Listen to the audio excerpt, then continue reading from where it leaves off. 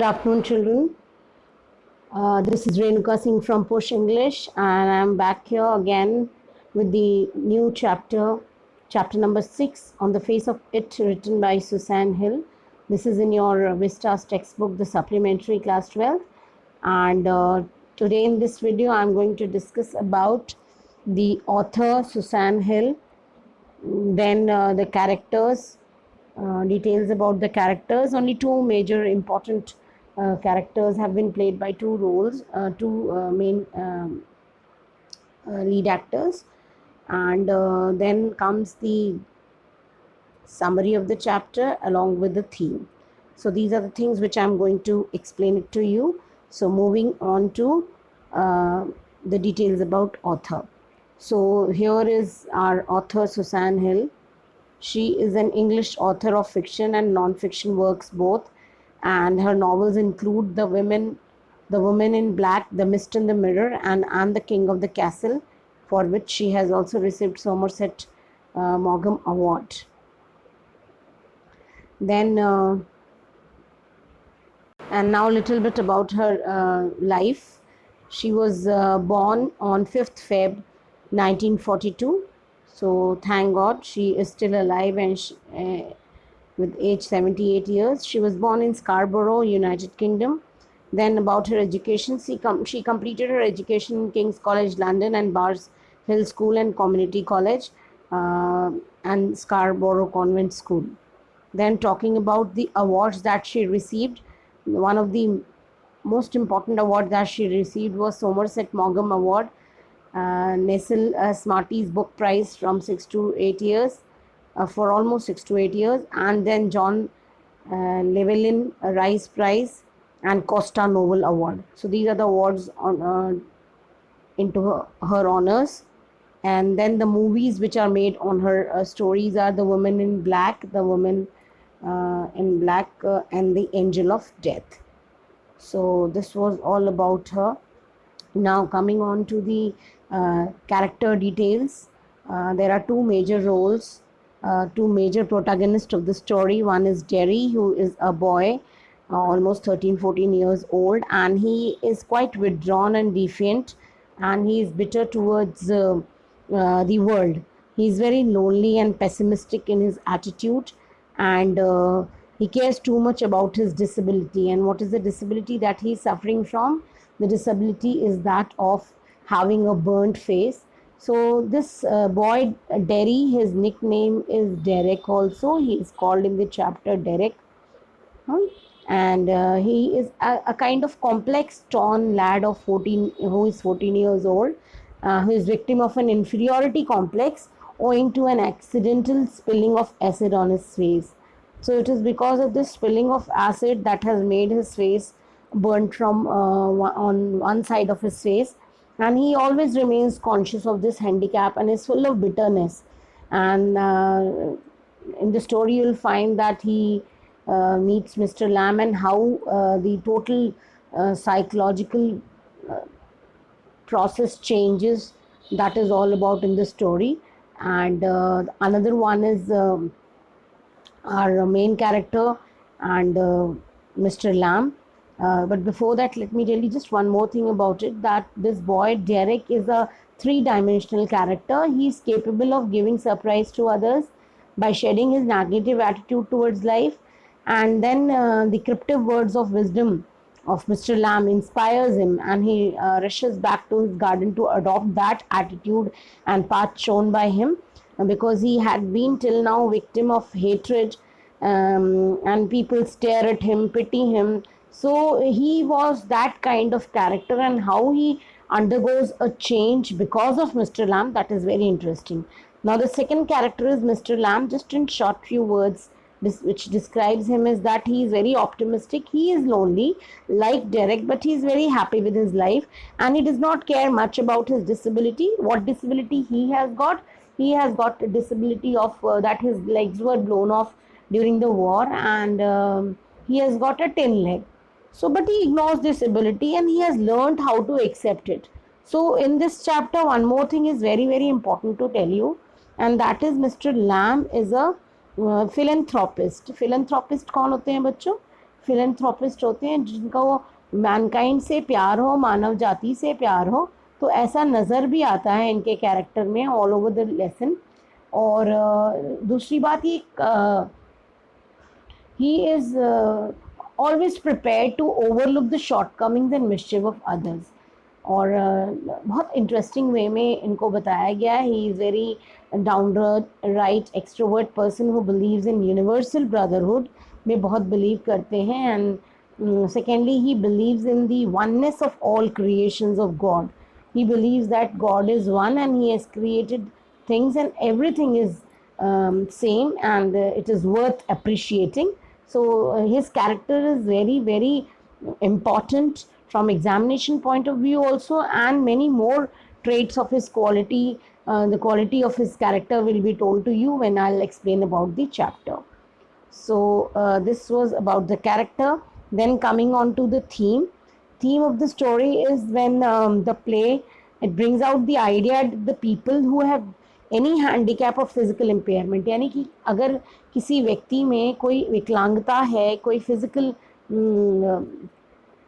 Physically वो impaired है, तो वो बट नेचुरल है, the person suffers from a sense of loneliness and mental pen. और स्टोरी में ऐसे ही बताया है, थीम यही लेकर चले हैं कि कैसे हमारे अपीयरेंसेस जो हैं वो डिसेप्टिव होते हैं, और किस तरीके से हम इम्प्रेशंस और प्रेजुडिसेस से डील करते हैं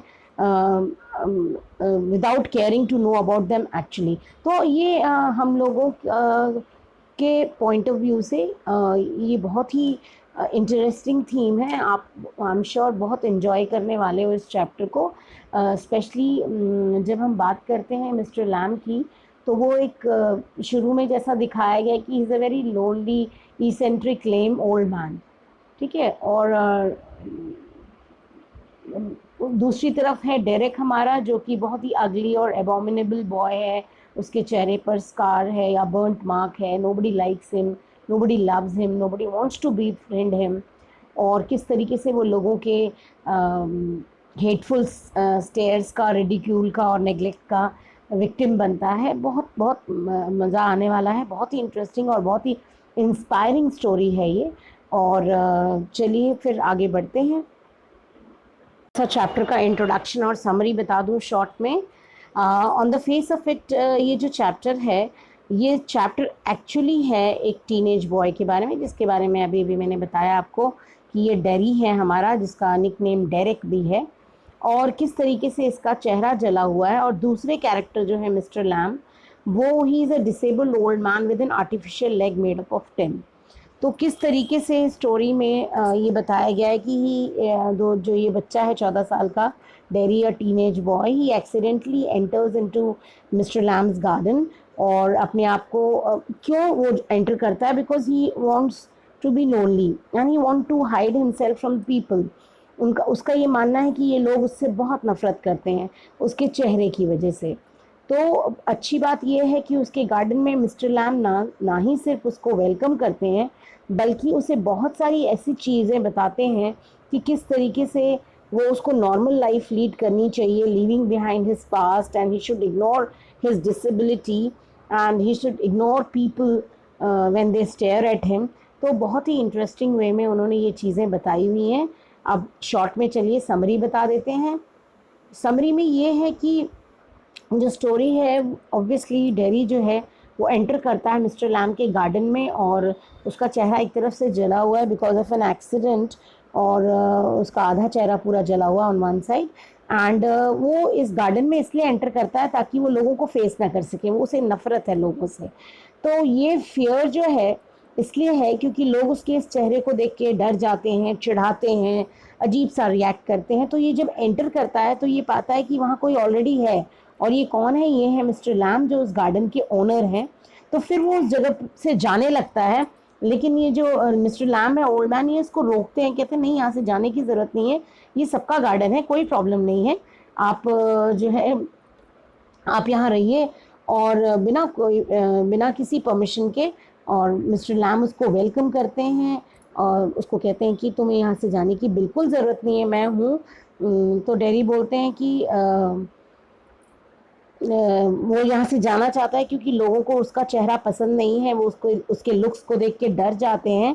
तो मिस्टर लैम काफ़ी इंसिस्ट करते हैं यहाँ रुकने के लिए उसको, और वो एक कॉन्वर्जेशन में दोनों एंटर करते हैं, जिस कॉन्वर्जेशन में इनको समझ में आता है मिस्टर लैम को कि जो डेरी है is not liked by anyone. हाँ, तो उसे ये समझ में आता है मिस्टर लैम को डेरी की बातों से कि Derry is not like by anyone and he hates people behaving like this with him. उसे पसंद नहीं है लोग इस तरीके से, जिस तरीके से उसके साथ बिहेव करते हैं। तो मिस्टर लैम उसे काफ़ी कंसोल करने की कोशिश करते हैं, और वो ये भी कहते हैं देखो तुम्हारे साथ ही ये प्रॉब्लम नहीं है, मेरा भी तो टिन का लेग है, बच्चे मेरा भी मजाक उड़ाते हैं, लेकिन मैं तो डिप्रेस नहीं रहता, मैं तो लाइफ को बहुत इंजॉय करता हूँ। तो जो है इसमें बिल्कुल परेशान होने की ज़रूरत नहीं होती है। और वो बहुत सारी ऐसी चीज़ों के बारे में बात करते हैं, लाइफ के बारे में बात करते हैं, ऐसी बहुत सारी चीज़ें जो अब तक डेरी से किसी ने नहीं कहीं, और किस तरीके से इतना खुल जाता है डेरी उसके बाद उनके साथ। तो मिस्टर लैम को ये समझ में आता है कि डेरी किस डर से ग्रस्त है, और क्या डिप्रेशन है उसे, और क्यों इस कंडीशन में रहना उसे पसंद नहीं है। मिस्टर लैम्ब उसे ये भी बताते हैं, पॉजिटिव चीज़ों के बारे में बीच बीच में बताते हैं। हाँ, उनका थोड़ा तरीका बड़ा अनयूजुअल है, अजीब है, और जल्दी ही वो अच्छे दोस्त बन जाते हैं दोनों। और फिर किस तरीके से मिस्टर लैम्ब बोलते हैं कि क्या तुम मुझे मदद करोगे मेरे क्रैब एप्पल्स तोड़ने में, और डेरी बहुत खुशी खुशी मान जाता है, लेकिन वो कहता है मुझे एक बार घर जाना पड़ेगा क्योंकि मैं माँ को बताकर नहीं आया हूँ, माँ को बताकर वापस लौट के आता हूँ। तो मिस्टर लैम्ब भी कहते हैं ठीक है तुम परमिशन लेकर आना, और वो वहाँ से चले जाते हैं। हालांकि डेरी को बहुत मुश्किल होती है कि बीच में थोड़ा सा झगड़ा भी हो जाता है दोनों का, क्योंकि जो मिस्टर लैम्ब का तरीका है सरकास्टिक तरीका भी है, ताकि वो चीज़ों को रियलाइज़ करे, समझ में भी आता है डेरी को, लेकिन they get into a small fight, small quarrel. और वो कहता है कि एट लास्ट डेरी कहता है कि मैं ज़रूर आऊँगा अपनी माँ के परमिशन लेके माँ से। लेकिन जब वो घर पहुँचता है तो माँ बिल्कुल नहीं चाहती कि डेरी जो है जाए वहाँ वापस, क्योंकि उन्होंने इस आदमी के बारे में बहुत अच्छा नहीं सुना है। लेकिन डेरी का ये कहना है कि नहीं, मुझे अपनी प्रॉमिस को फुलफिल करना है, तो मुझे जाना होगा। और इस बीच क्या होता है, मिस्टर लैम जो है वो लैडर पे चढ़ के, सीढ़ी पे चढ़ के खुद ही एप्पल्स तोड़ने लगते हैं, क्योंकि उनको पूरा विश्वास होता है कि डेरी वापस नहीं लौटेगा। लेकिन वो गलत होते हैं, डेरी लौटता है, वो डिसेबल्ड होते हैं, तो उनके लिए बहुत मुश्किल होता है इस सीढ़ी पे चढ़ करके तोड़ना। और नतीजा ये होता है ना, हालांकि समय के साथ उन्होंने ये सारी चीज़ें सीख ली हैं, लेकिन फिर भी खतरा तो होता ही है। और मिस्टर लैम नतीजा वो लैडर से गिर जाते हैं और मर जाते हैं। और डैरी जैसे ही वापस आता है और उनकी हेल्प करना चाहता है, जब वो गार्डन में लौटता है, तो वो ये देखता है कि जैसी गार्डन में घुसता है वो ज़ोर से चिल्लाता हुआ आता है, खुशी खुशी कि मैं आ गया, देखिए मैं आ गया। लेकिन वो देखता है मिस्टर लैम गार्डन के में गिरे पड़े हुए हैं ग्राउंड पर, और डेरी बहुत कोशिश करता है कि वो हरकत करें कुछ, या हिले डुलें, लेकिन कोई रिस्पॉन्स नहीं मिलता मिस्टर लैम की तरफ से। फाइनली डेरी को समझ में आ जाता है कि मिस्टर लैम जो है वो मर चुके हैं, और वो रोने लग जाता है, ही स्टार्ट्स क्राइंग। और ये आपके स्टोरी का एंड है। तो इस तरीके से बहुत ही इंटरेस्टिंग स्टोरी है ये। तो अब मेरे नेक्स्ट वीडियो में आप वेट करिए लाइन टू लाइन एक्सप्लेनेशन के लिए। आई होप आपको ये वीडियो पसंद आएगा। मैंने पूरी कोशिश की है सारी चीज़ें कवर करने की, और फिर भी अगर कुछ रह गया हो तो आप you do right it in the comment box. And इसको जिन लोगों ने वीडियो एंड तक देखा है, मैं उनकी बहुत शुक्रगुजार हूँ। I am so thankful to them. So please like, comment and share the video, and wait for the next video. Bye bye. You